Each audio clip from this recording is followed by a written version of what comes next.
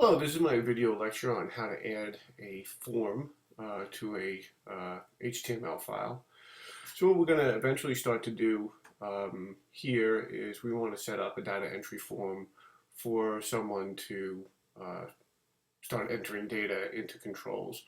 So now what we're going to do is we're going to change the tag, because the title that's going to show up really isn't now my first HTML anymore.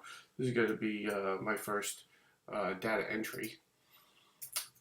We'll change that to data entry. Maybe we'll make that 2 words.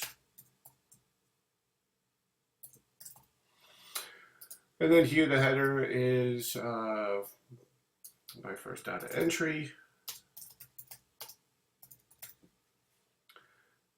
And then here we'll do something like, please enter your information below. So now those are just some little changes. If we save that and go to Firefox and refresh our page, now we can see that our title changed, so our header changed, and now we're going to do please enter your information below. So now what we're going to do is here within the body, we want to add a form. So to add a form tag, form element, you put in the form. We're going to want this to do something eventually, but at this point we can start off with simply saying that this is a form. We can double click the end form tag, hit a carriage return. So that's our form element. We can start off by putting in some kind of label. Whenever you use input type of controls, we want some kind of label to tell the user what that label is or what that control is. Here it's a simple label. We want it to say first name. Put a little colon perhaps. Again, this is kind of your design style. We'll end that tag. So you can hit, I've been hitting tab and stuff. Whenever I see that IntelliSense pop up, I can use that. So there's my label. And now what I'm going to do is I'm going to start an input. There are various kinds of inputs. In this case, I'm going to use the text input type. This is going to create a text box for me. And then I'm going to end that input tag.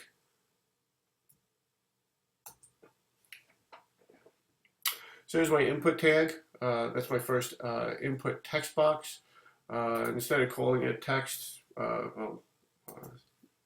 instead of just leaving it as a text, we might want to add a name attribute to it.